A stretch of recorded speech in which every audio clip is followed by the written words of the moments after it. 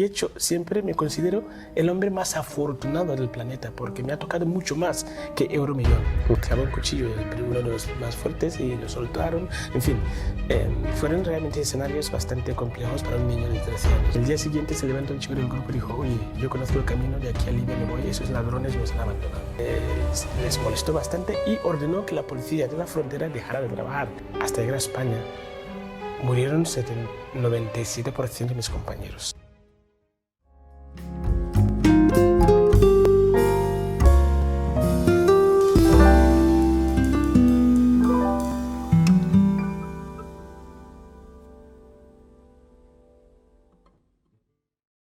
Buenos días y muchas gracias por estar un día más con todos nosotros en La Primera Impresión.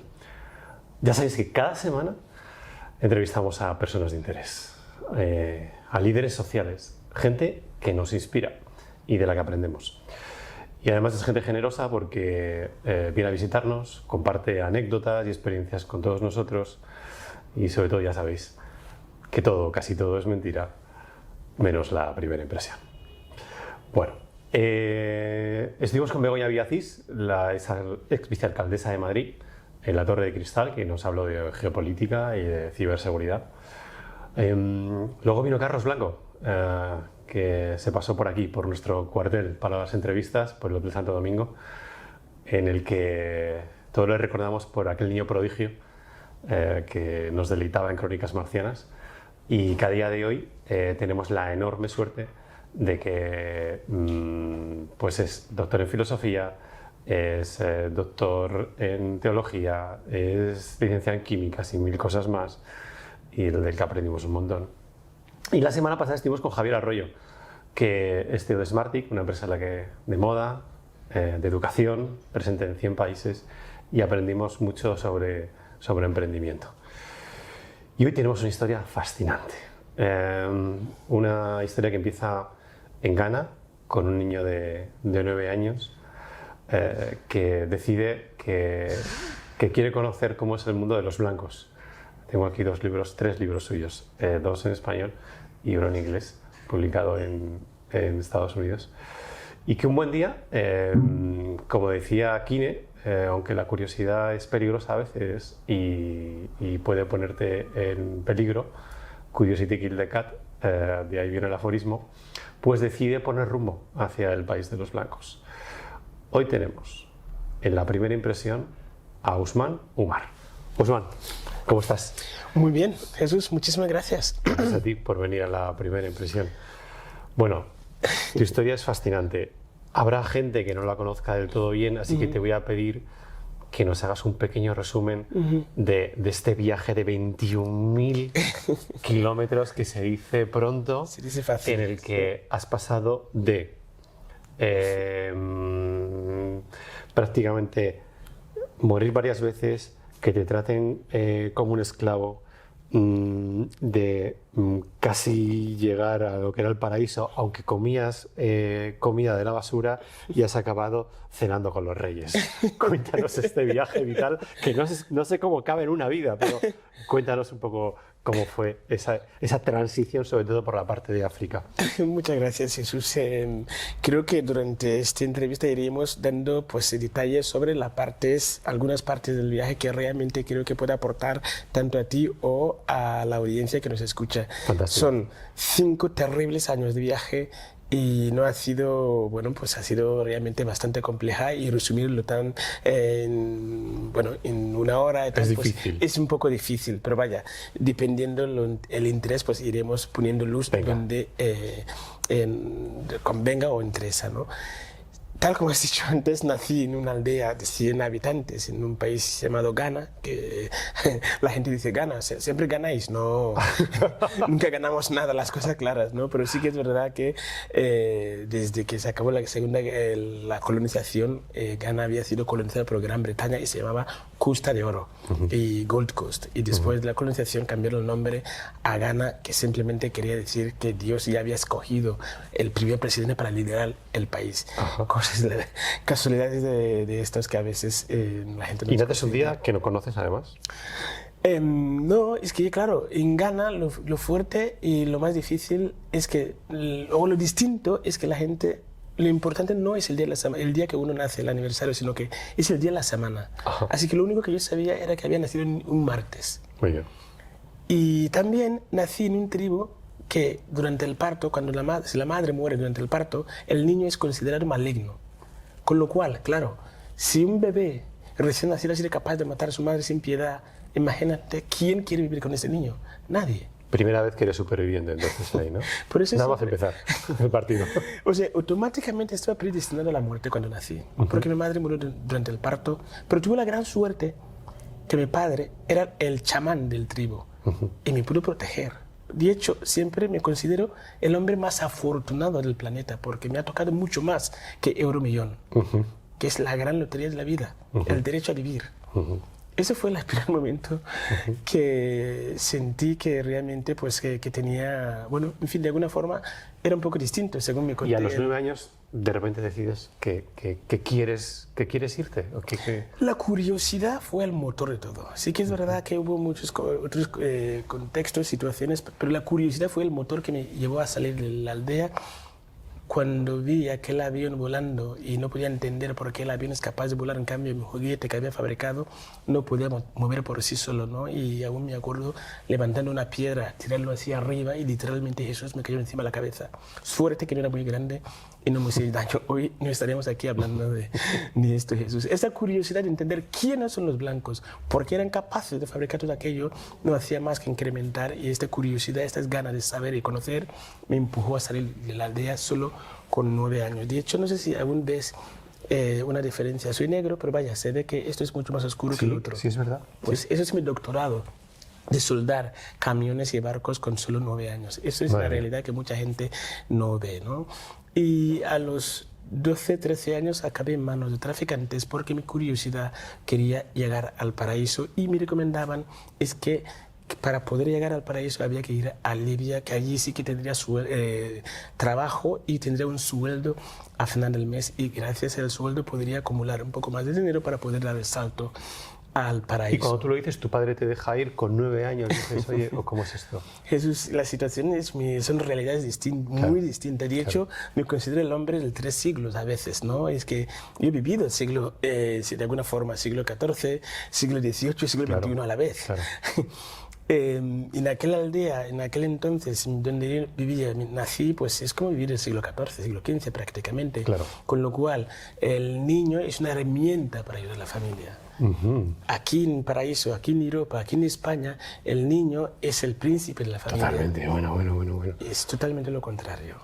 Así que sí que es verdad que al volver a avisar a mi padre que quería marchar, lo mejor que mi padre tenía para mí, con un chaval de 12, 13 años, era que había decidido ir a pedir la mano a una niña con quien me tenía que casarme cuando tocaba, ¿no? Y yo tenía todo pensado en que quería marchar fuera del país. Pero aquella propuesta de mi padre, pues si yo le decía que no, estabas negando, cosa que no se podía hacer. El padre tiene siempre la última palabra. Jamás puedes levantar la voz por encima de tu padre o negar lo que él te ofrece. Vale. Es falta de educación total. Con lo cual, cuando mi padre me ofreció de que estaba pensando ir a pedir la mano a aquella niña, pues aunque yo tenía pensado que había venido a avisarle de que si todo me fuera bien quería marchar, obviamente lo tuve que tragar sin poder compartirlo con él. Así que... te vas y empiezas el viaje. Sin avisar directamente. Y cuéntanos, ¿cómo es el viaje? ¿Cómo?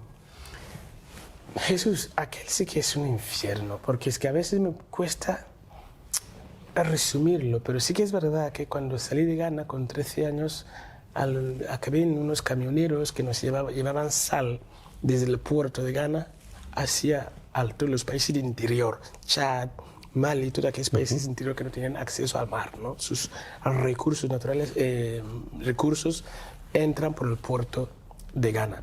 y con camiones trasladaban. Y como que yo era chapista y reparaba esos camiones, tenía amigos conocidos, camioneros que realizaban este viaje. Así que acabé escondidos en uno de esos camiones con la carga, y cuando llegabas a una frontera bajabas, caminabas toda la noche en el camino de contrabando hasta el otro lado y volvías a subir al camión. Pues de esta manera llegué hasta la ciudad de Níger. Ajá. Y de Níger subimos hasta Agadez, y Agadez sí que fue donde nos ofrecieron de que para poder cruzar el desierto de Sahara había dos maneras, ¿no? Un camión que tarda 15 días para llegar, en fin, miro el desierto, con lo cual era peligrosísimo, camiones de los años 50, 60. En cambio, por el otro lado, había unos Land Pickups que suponen que tardaban unos 3 días y que llegaban, ¿no? Al final me acabé concluyendo que era mejor, aunque costaba un poco más ir con los pickups. Lo que no era consciente es que no había camino. Ya. De Agadez hasta Libia no existe un camino. No solamente nos acabaron paquetando como latas de sardinas, sino que nos llevaron 4 o 5 horas en medio del desierto, bajaron, dijeron, oye, tenéis que bajar todos porque tenían que ir a rellenar los depósitos de gasolina. Jamás volvieron bien. Ahí es donde nos abandonan, ¿verdad? Eran 3 coches, íbamos entre 17, 18 personas por coche, en total 46 personas. El día siguiente se levantó un chico del grupo y dijo, oye, yo conozco el camino, de aquí a Libia me voy, esos ladrones nos han abandonado. Madre mía. El resto nos miramos entre nosotros, dimos cuenta que era el único que tenía rasgo de ser del norte de África, que tenía conocimientos sobre el desierto, era aquel hombre. Así que nos levantamos, todos le empezamos a seguir. Cuando él se dio cuenta que le estábamos siguiendo, paró y dijo, si me querés seguir, me tienes que dar dinero. Madre mía. Fueron 19 días, Jesús, caminando día y noche. Solo teníamos 5 litros de agua por persona. Te puedo asegurar que la realidad supera la ficción. Claro.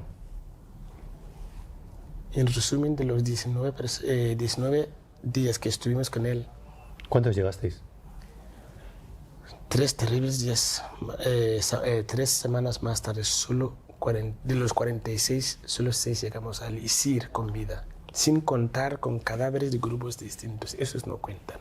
Madre mía. Solo en el grupo que empezamos el viaje. ¿Cómo es un viaje en el que de repente vas viendo cómo la gente va falleciendo a tu lado y tú puedes ser el siguiente?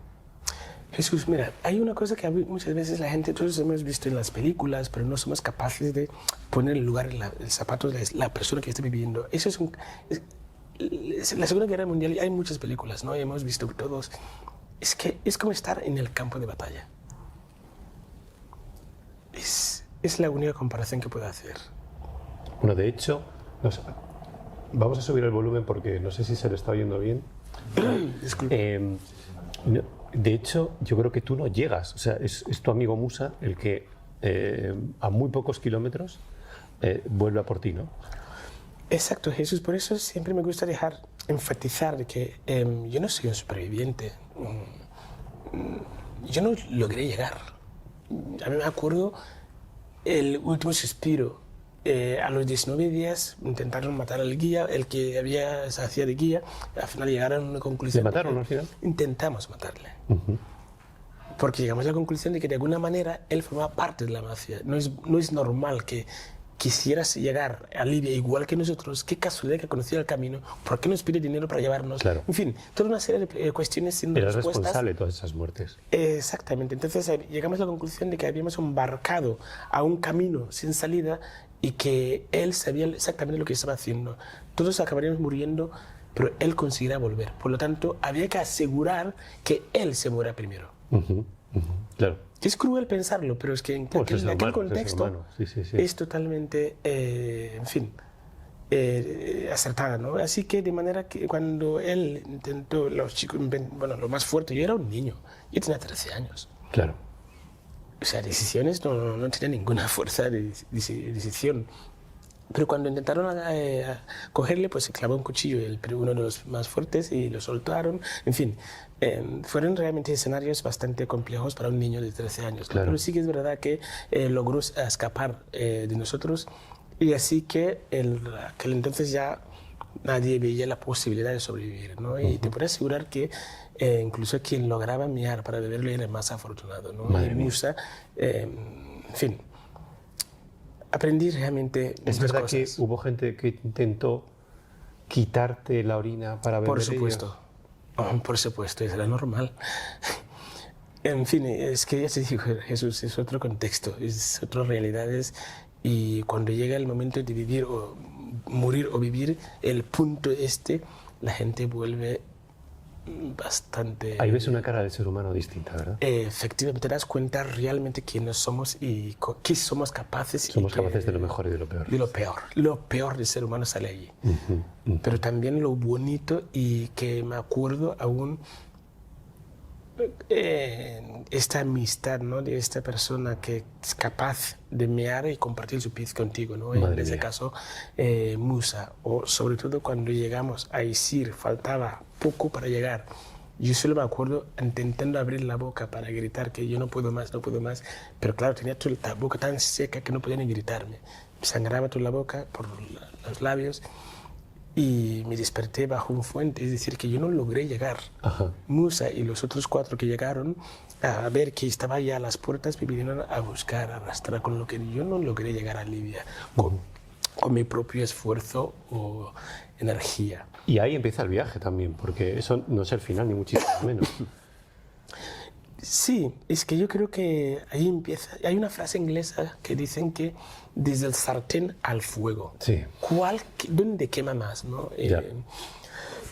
Porque cuando tú llegamos a Libia en aquella situación, un chaval de 13 años, en mi tribu hablamos Wala, Gunja, Hausa, Sesala, Twi, inglés, porque Ghana fue colonia británica, pero de árabe no tenía la más mínima idea.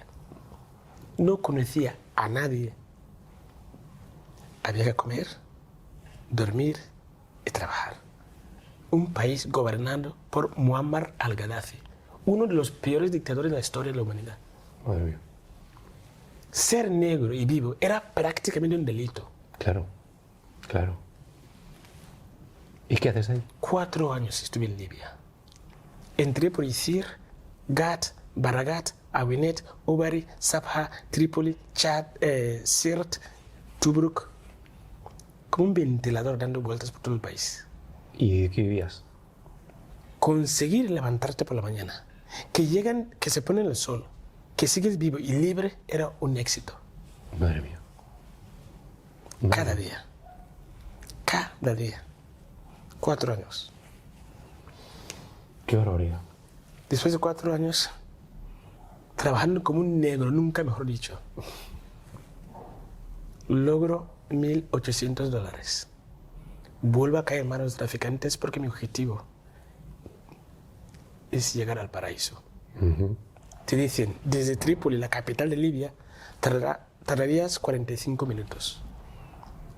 Ni un niño de 5 años en España Claro. le puedes engañar así. ¿Por qué? Porque en un Google, en un minuto, sabe que la distancia no es cierto. Claro, pero tenemos que entender que el Usmar de ahora, que estudia en el IES y que es un tío oculto, que en aquel momento es un analfabeto. Analfabeto total. No tenía Y ni siquiera entiende todo. O sea, se lo cree directamente, ¿no? Tal cual. Acaba creyendo que esa gente decía la verdad, acaba entregando otra vez todo el dinero que había trabajado durante 4 años para reunir a este mafioso. Salimos de Trípoli, cruzamos hasta Tunisia, Algeria, y concretamente en la ciudad de Ouargla nos arrestan la policía algeriana, los Zandams. Están en manos de policías, gente mala, pero los Zandams te puedo asegurar que creo que están en la top. Ahí es donde hay algunos países donde la primera mafia del país es la policía. Totalmente, te lo puedo asegurar. Sí, ¿verdad? De hecho, en el libro en inglés hay un mapa de recorrido y ves clarísimamente desde el punto que me arrestaron en Algeria, me devolvieron otra vez a Mali, y cada día o cada 2 días nos metían en un cárcel distinto nos fichaban a todos, cambiaban los nombres y volvían a meternos en la cárcel. 2 días más tarde nos hacía exactamente lo mismo, pero de un país, una ciudad más abajo. Cuéntanos el porqué, porque esto es muy interesante. Bueno, es un sistema que está totalmente instaurado y a veces hacemos ver que no sabemos qué ocurre, pero sí que es verdad que no es normal que un mecanismo o haya un camino ilegal que la gente durante hace años que sigue este camino abierto y parece ser que no hay manera de acabar con ello. Es que no, hay que entender que los propios líderes que lideran están de acuerdo para que esto ocurra. Pero todo esto se hace por una subvención que llega de la Unión Europea. Exactamente. O sea, la política migratoria estándar que conocemos en Europa es inyectar dinero a los países del norte de la frontera para que ellos frenen a estas personas. Lo que no nos acordamos es que, claro, si esos países del norte, si no hubiera migrantes ilegales que intentamos venir, nosotros no inyectaríamos ese dinero. Y son muchos millones, muchísimas millones. No hace falta ir tan lejos. No me gusta criticar, a mí me gusta construir. Pero sí que es verdad que si recordamos, creo que fue el mes de octubre del año pasado, que Pedro Sánchez salió en la prensa declarando que España reconocía a Sáhara Occidental como país soberano, y el rey de Marruecos les molestó bastante y ordenó que la policía de la frontera dejara de trabajar. Entraron creo que 120 personas o algo así y España no tuvo más remedio que pagar lo que cuesta mantener la policía algeriana durante una semana y pagaron casi 32 millones de euros encima de la mesa. Eso es público, no lo digo yo, es que es público. Lo que pagaron después no lo sé, no quiero saber tampoco, ¿no? Pero esa es la realidad, es que demuestra realmente que este camino... hay un negocio ahí. Hay un negocio bestial. Hay un negocio bestial. A mí me cambiaron el nombre mínimo 10 veces la misma persona. Claro, porque cobraban por ti cada vez que te metías en la cárcel y volvías a salir, cada vez cobraban por ti. Entonces ellos no te dejan salir, o sea, ellos mismos antes de meterle a la cárcel y llegas a un cárcel nuevo, te fichan, convocan la prensa, nos fichan a todos y nos meten a la cárcel. 2 días más tarde nos sacan por la puerta de atrás, nos vuelven a llevar con furgonetas, con autobuses, hacia un cárcel distinto. Y cuando llegas, te vuelven a fichar. Y te cambian el nombre, porque se supone que la Unión Europea, por cada inmigrante interceptado por la policía de esos países, ¿qué hacen? Reciben una subvención para socorrer lo que es el coste de mantener a esa persona en la cárcel hasta deportarle a su país y pagar la deportación. Es decir, resumiendo, Jesús, con tus impuestos pagaste 10 veces mi billete de avión que jamás llegó. Claro, claro. Literalmente hablando. Bueno, porque desde un punto de vista ético es horrible lo que estás contando. Pero es la verdad que la gente no ve, no quiere ver. Claro, claro. Porque con tus impuestos tú crees que pagas, o sea, esta subvención viene de la Unión Europea, de todos los países de la Unión. El plan que tienen son 1.600 millones de euros. Esa es la bolsa que hay del 2021 al 27 preparada. Es una locura de dinero. Es una locura. Y luego hay un negocio increíble, madre mía. Oye, y luego volveré porque te quiero preguntar un poco tu opinión sobre la inmigración, pero vamos luego. Desde ahí entonces, en la última cárcel en la que estás, ¿qué ocurre? ¿Sales? En la última cárcel nos abandonan en la tierra de nadie, no más land, entre Algeria y Mali. Wow. La policía, como tal, se van. Máximo 2 horas. Aparecen nuestras furgonetas. Casualidad de la vida. Y miren el cielo, no hay señales. Nos ubican. Ya. Cuando llega esta segunda furgoneta, ya no van vestidos de policía. $150. Pagas y te vuelven a llevar ellos mismos hacia arriba. Es decir, el mismo circuito otra vez. Vuelta a empezar. Durante el día van de policía, por la noche son los jefes, los traficantes. Claro. Y esa segunda vez consigo volver a subir, consigo cruzar hasta la Algeria a Marruecos sin problemas. De Marruecos, sin papeles, consigo cruzar Marruecos, Mauritania, hasta Sáhara Occidental. Ajá. Escondidos en medio del desierto de Sahara, otra vez. Te he enseñado mi doctorado en soldar metales, pero de madera no tengo ni idea. Nos dan madera para que después de pagar $1.800 a esos traficantes, te dan madera para que fabriques tú la patera. Wow. Literalmente fabricamos 2 ataúdes. Madre mía. Pintarlo 1001 veces para asegurar que entre una madera y el otro no entra agua. ¿Cómo vas a asegurar? A los pocos kilómetros del primer intento, Musa, que es con quien habíamos sobrevivido, subió la patera A y yo acabé en la patera B. No por querer, porque a las 2 de la madrugada, Asma, yalla, corre. Es un campo de batalla. Claro. Es la supervivencia. Cada uno sube lo que puede. Éramos entre 150 y 180 personas para cada uno. A los pocos kilómetros, Musa no tuvo suerte. Su patera hunde. ¿Cuántos sobrevivieron? 0. Ahí fallece Musa. Ahí fallece Musa. Madre mía. ¿Y tú sigues en esa patera? Vuelves a la costa. Porque tienen que ir 2 en 2 las pateras. Ah. Llegas a la costa saltando y pisando sobre cuerpos para ir a esconder otra vez. A cabo de un mes, Jesús, vuelves a la misma costa. Volver a intentarlo, sabiendo que la probabilidad de sobrevivir prácticamente no existe. Sabías que vas a morir. No hay vuelta atrás. Y ahí lo que ocurre es que esta vez la patera donde sí que consigue zarpar. Zarpar en 2 pateras. 2 pateras. ¿Y dónde acaban? En el medio del mar vuelve a hundir lo que llevan los compañeros. Sapashini, Tola, Majid, Alanza-Milo, todos mueren. ¿Y la tuya otra vez? A Fuerteventura acabamos sin gasolina. Y entonces llegas a Fuerte y ahí ¿qué ocurre? Nos arrestan la policía, acabó en el centro de internamiento de extranjeros, 1 mes y medio prácticamente. Dicen que yo tenía derecho a residir en España porque era menor. Me hicieron una prueba. La muñeca para ver si eres menor de edad. Decían que estaba entre 17 y 18 años, por lo tanto la ley internacional me amparaba. Menos mal. Gracias a eso me volví a tocar la gran lotería. Si no te vuelves. ¿Y de ahí te vas a Barcelona o cómo es? De allí nos enviaron a Málaga, a la isla. Desde la isla nos envían a Málaga, Península. Y ahí sí que me preguntaron qué lugar de España quería residir. Es un poco, quizá a los que no son culés no van a gustar eso, pero lo cierto es que aquel entonces lo único que se veía de España era spin y barca. Eran las 2 únicas cosas que sabía de España. Ajá. Porque la primera vez que tuve la oportunidad de ver una televisión en el puerto de Ghana era un partido, una retransmisión de un partido de fútbol y jugaba Barça. El Barça, anda, qué bien. Así que dije que quería ir al Barça. Ajá. Entendieron que Barcelona es lo que... Y el 24 de febrero de 2005 llegué a la ciudad de Barcelona con una mano delante, otra detrás. Analfabeto, no conocía a nadie. ¿Y entonces qué hiciste? Y estaba tan feliz, tan contento, Jesús, que no puedes ni imaginarlo.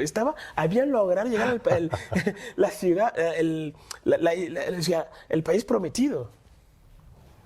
Había llegado al país prometido. Había Ese logrado viaje al llegar. país de los blancos, de repente ya estabas. Mi gran sorpresa fue que iba por la calle y riendo, contento, saludando a todo el mundo. La sorpresa, nadie me respondía. Aquí nadie saluda. Paré y me acuerdo pensando, pero qué raro esos blancos.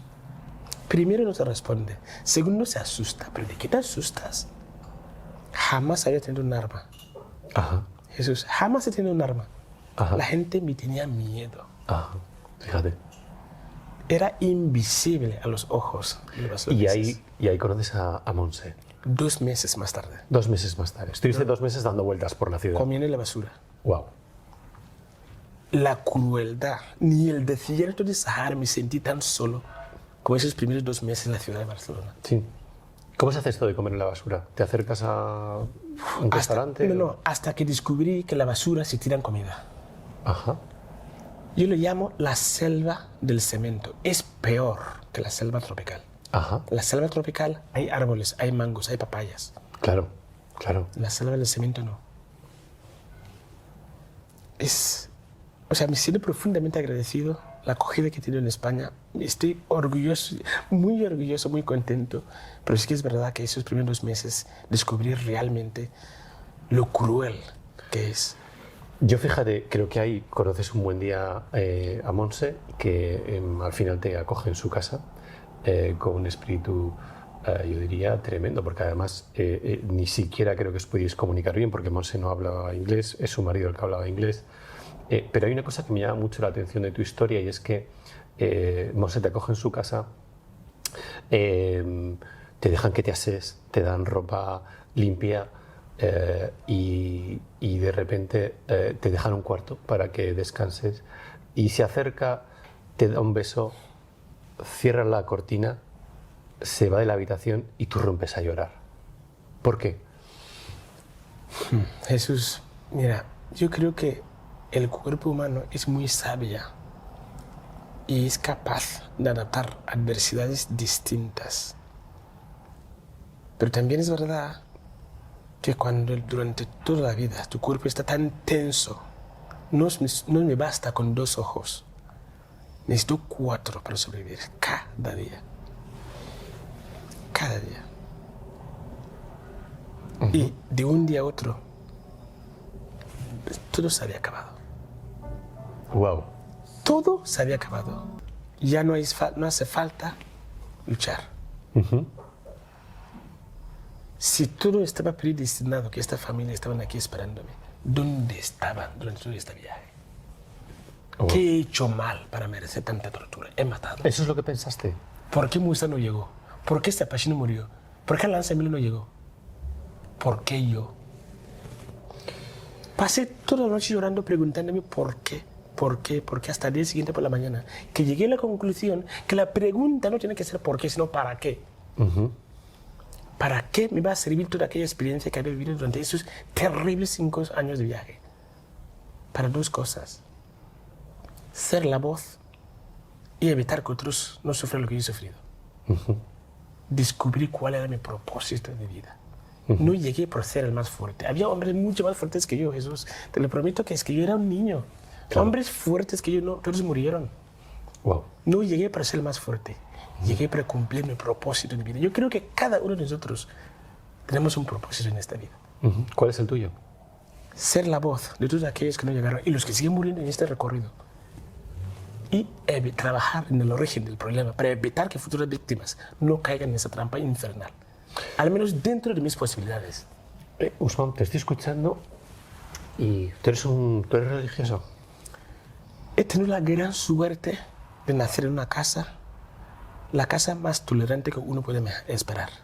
Mi padre era chamán, mi madre musulmana, mis tíos cristianos. Eso no pasa aquí. Comíamos en los mismos platos.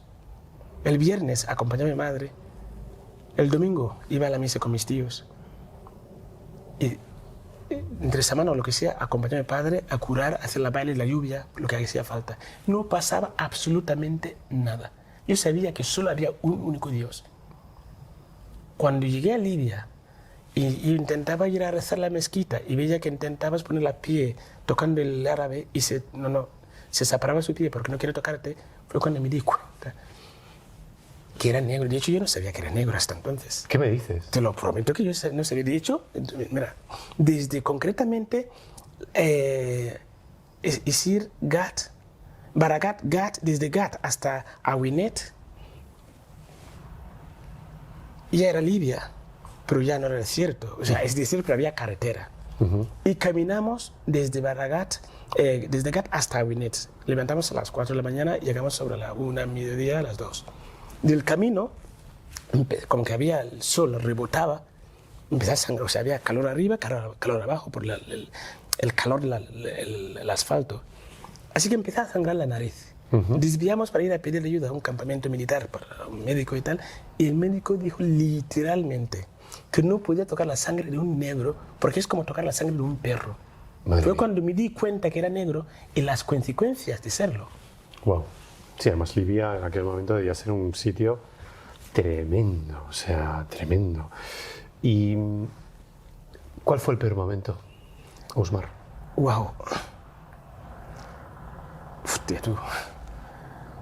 Sinceramente creo que no puedes escoger un único momento porque es que lo he dicho antes, es como salir del que es el sartén, fríen en aceite a caer en el fuego, ¿cuál quema más?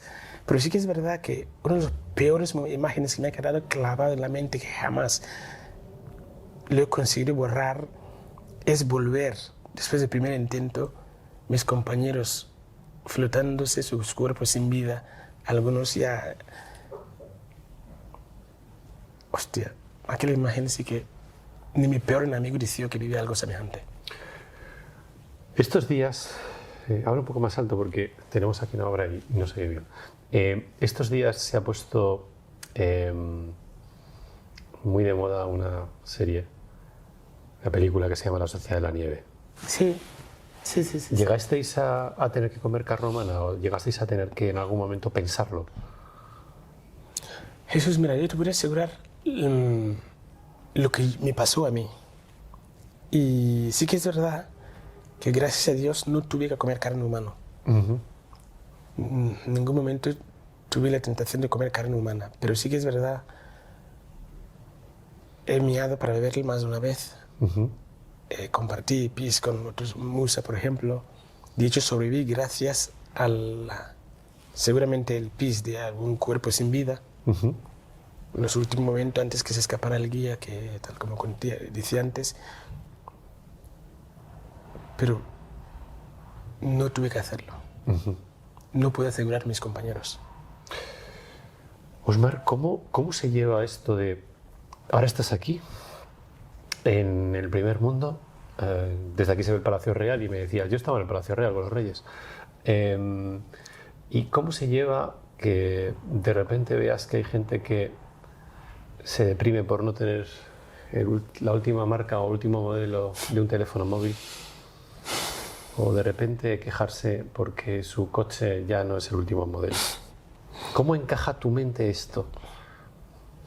Mira, eso, yo creo que hay un concepto muy importante que tenemos que reconocer, que son realidades tan distintas que jamás podré vivir mínimamente feliz si no era capaz de separar esos dos mundos. Explícate, ¿qué quieres decir con esto?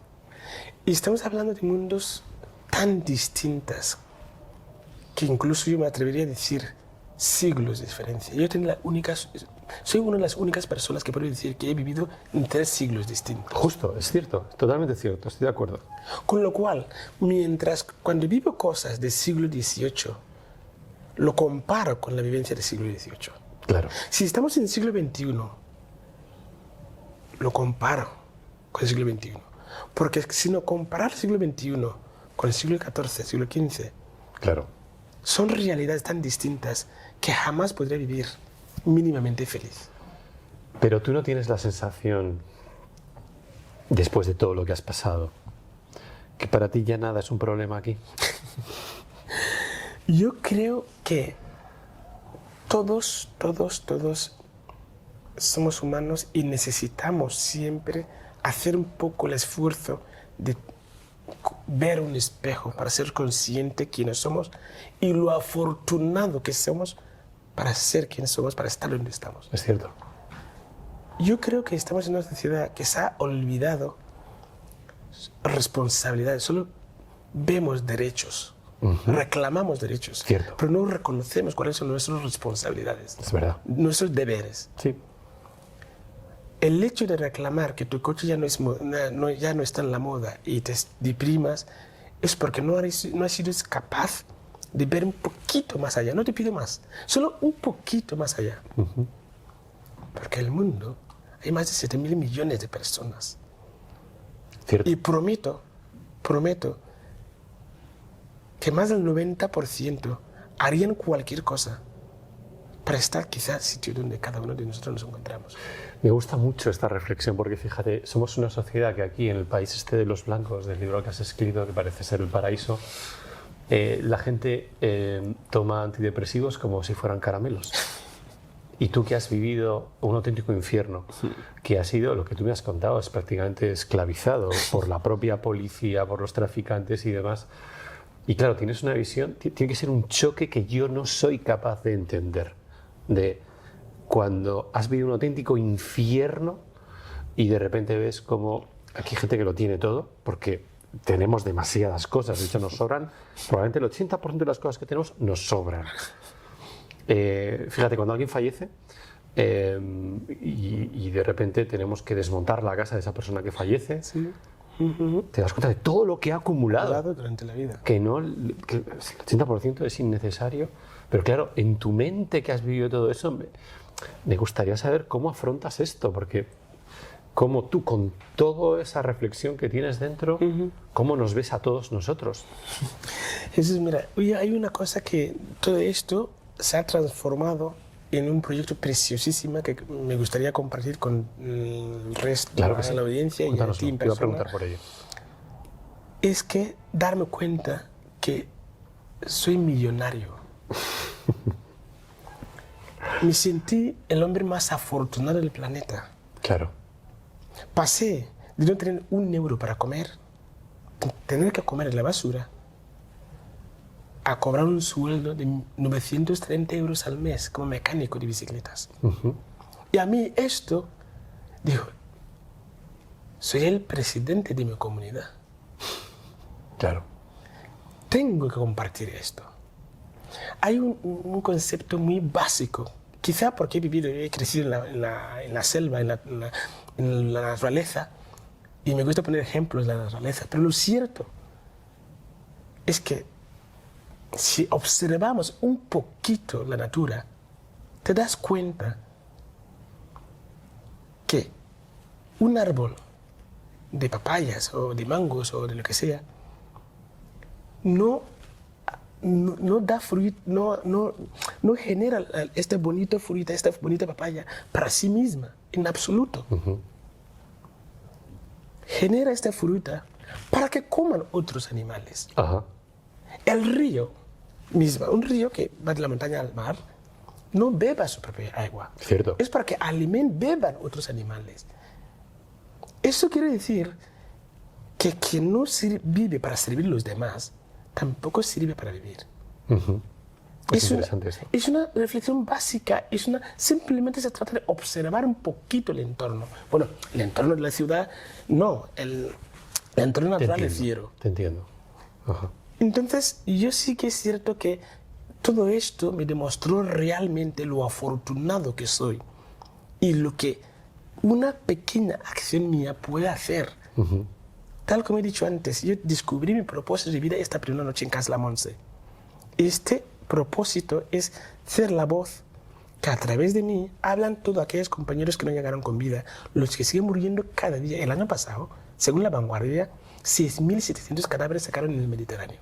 6.000. Hablemos de esto, que luego voy a ir con tu fundación, pero hablemos de esto. Hemos visto que al final hay un negocio montado con la inmigración descomunal.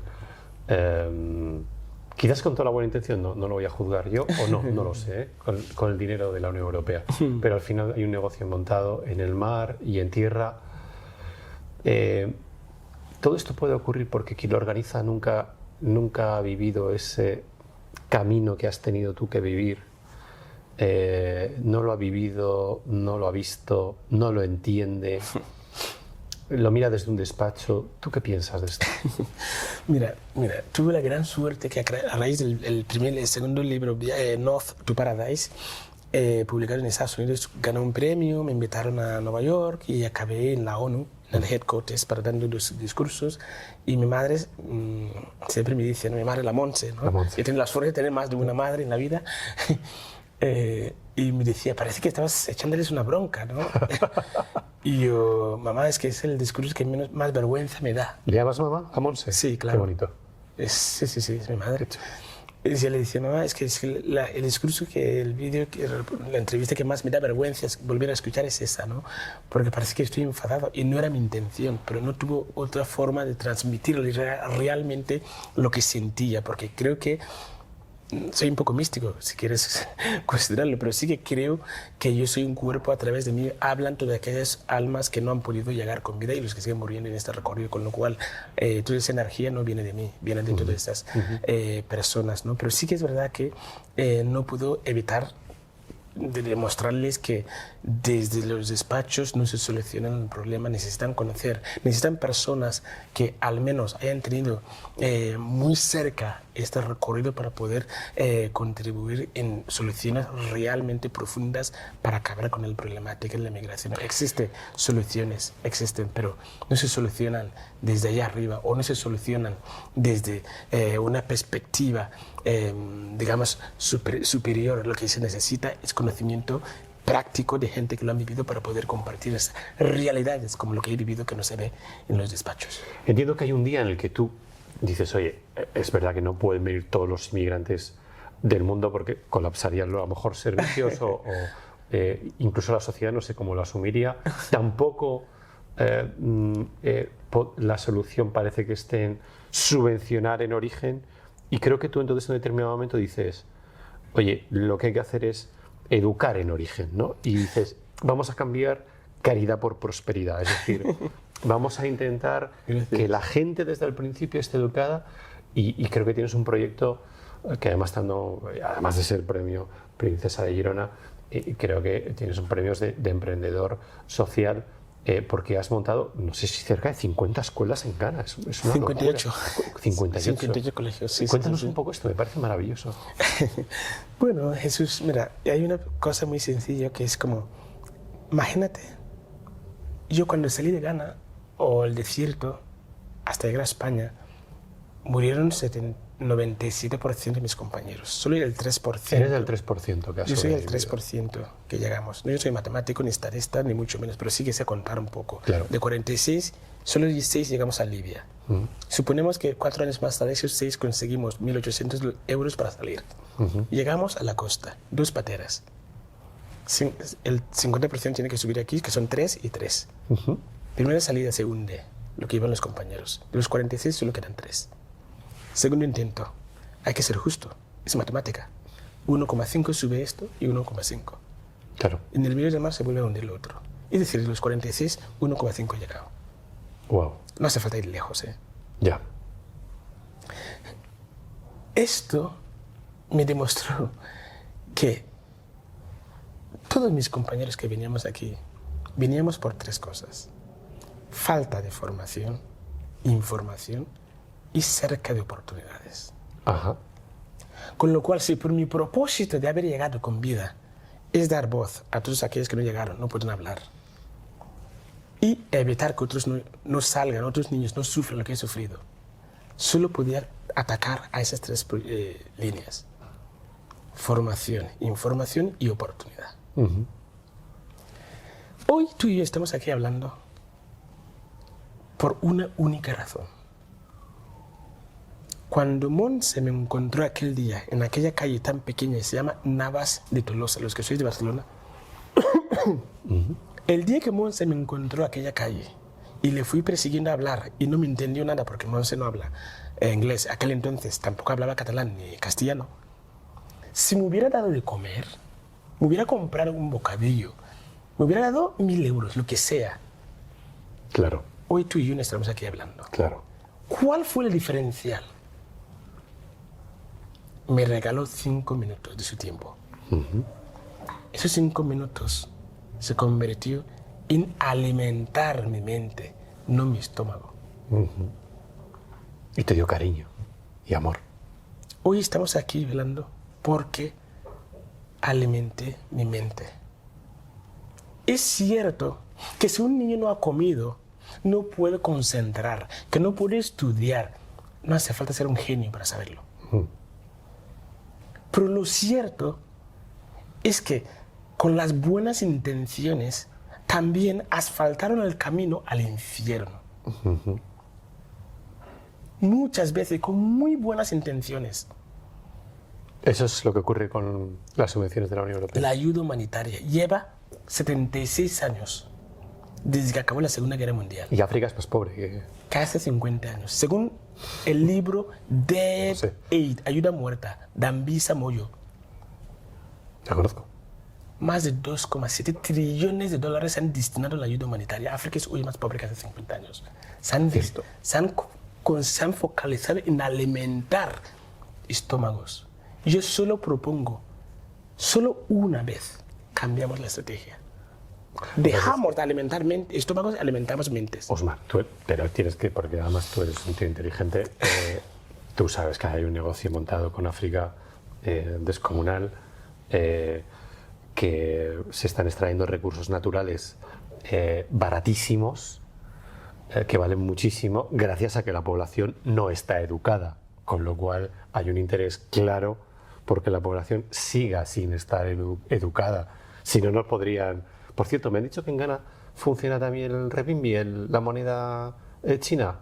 ¿Es verdad? ¿O que empieza a utilizarse? Bueno, son anécdotas. Vale. Pequeños puntos concretos y tal, pero vaya, que no es nada... Vale, pero sí que es cierto que al final hay una extracción de recursos de África, bueno, de Ghana un montón. Ghana es un país rico. Costa de oro, sí. Claro, claro.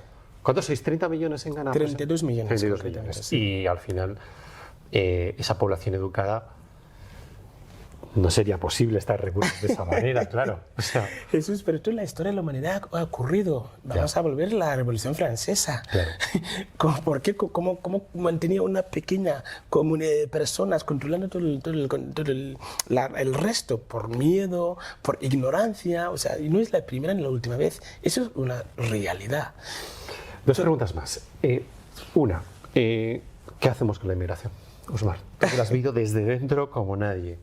Y has pasado, como digo, de ser esclavo y vivir en un infierno y ser una persona culta. ¿Qué hacemos con la inmigración? Tiene solución. ¿Cuál? Es mucho más fácil que lo que parece. Cuéntanosla. En mi humilde opinión, yo creo que lo que hay que hacer es... El problema de la migración existe, está en origen, no en España ni el mar. Hay que alimentar la mente de esas personas. Nadie se marcha de su casa si está a gusto. Nadie. En mi humilde opinión, desde 2012 puse en marcha la organización NASCO Feeding Minds, ONG creada por personas que hemos vivido la migración, conocemos nuestra realidad, nuestra casa, nuestra tribu, nuestra gente, sin prácticamente recursos económicos, con lo mínimo, con un sueldo de 930 euros al mes. Wow. Compré 45 ordenadores, contraté Sí. los profesores. Hoy hay 58 colegios allí. Toma ya. Hay más de 6.000 niños este año repartidos en esas diferentes escuelas. Y lo más bonito, Jesús, es que de 2021 me di cuenta que los primeros estudiantes que empezaron, después de 10 años, ya saben programar. Toma ya.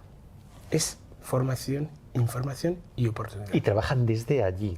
A lo mejor Ahora- para empresas de aquí, pero desde allí. Hay NASCO Tech, código hecho en África. El talento no tiene color, es cuestión de oportunidades. Qué bien. NASCO Tech es una empresa social que he creado en 2021, tanto a Ghana como en España. Y hoy, mientras tú y yo estamos hablando, hay 28 personas trabajando como programadores desde Ghana para distintas empresas de España, y uno de esas empresas, ¿cuál es? El Banco Santander. Toma ya. Desde Ghana ofrecemos servicios a Banco Santander desde Ghana. Está publicado por su director, Managing Director, Digital Managing Director de Santander, en su maravilla. LinkedIn. Qué maravilla. Cualquier persona, yo creo que se puede cambiar la forma de hacer ayuda humanitaria. Basta de alimentar estómagos, hay que alimentar mentes. No creamos caridad, no hacemos caridad, creamos prosperidad. Me parece fantástico. Por último, la semana pasada hablamos, estabas con la reina. ¿Qué sientes ahora cuando de repente estás en el Palacio Real cenando y dices, ¿te parece un sueño? O sea, porque yo sé que es muy difícil que una persona de este mundo entienda lo que has pasado, ¿vale? Y seguro que además no lo cuentas todo y haces bien, porque ni siquiera sé si a veces es fácil de entender. Pero era cuando de repente estás cenando con los reyes, hay un momento en el que tu cabeza dice, no me lo creo, o ya te has empezado a habituar. ¿Qué sientes y qué piensas? No, la verdad es que más de una vez tengo que investigarme para sentirme que, oye, que no estoy soñando. A veces parece que todo eso es un sueño, no puede ser verdad. De hecho, me acuerdo que tuve una audiencia con el Papa Francisco en el Vaticano. De hecho, si todo va bien, creo que la semana del 8-9 de abril tengo una segunda sesión porque estaba preocupado, quería conocer la realidad que viven migrantes, personas que Claro, lanzamos la vida a la borde de aquella manera, ¿no?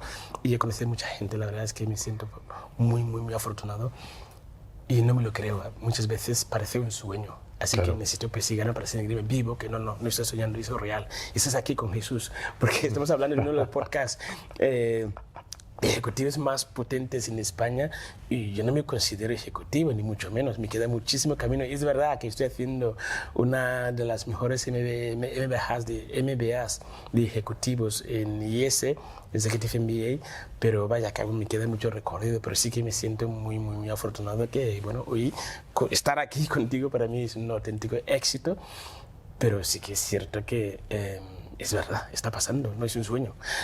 Qué bien. Ousmane Omar, te admiro muchísimo. Muchas gracias por venir a La Primera Impresión. Muchísimas gracias a ti. ¿Has estado a gusto? ¿Has estado bien? La verdad es que parece que nos conociéramos desde hace... es como tomar un café en un Será bar. el principio de la vista, ya lo verás. Mil gracias. Bueno, pues hasta aquí hemos llegado con el programa de hoy. Siempre nos despedimos con 3 reflexiones. La primera es que intentéis dormir bien. La segunda es que un ejemplo tenemos hoy, intentar ayudar un poco a los demás, aunque solo sea un poquito. A veces ponemos una semilla y pasan estas cosas. La tercera es que no hagáis mucho caso a vuestro ego y sobre todo recordar que la vida es muy cortita y que todo es mentira, menos la primera impresión. Muchas gracias.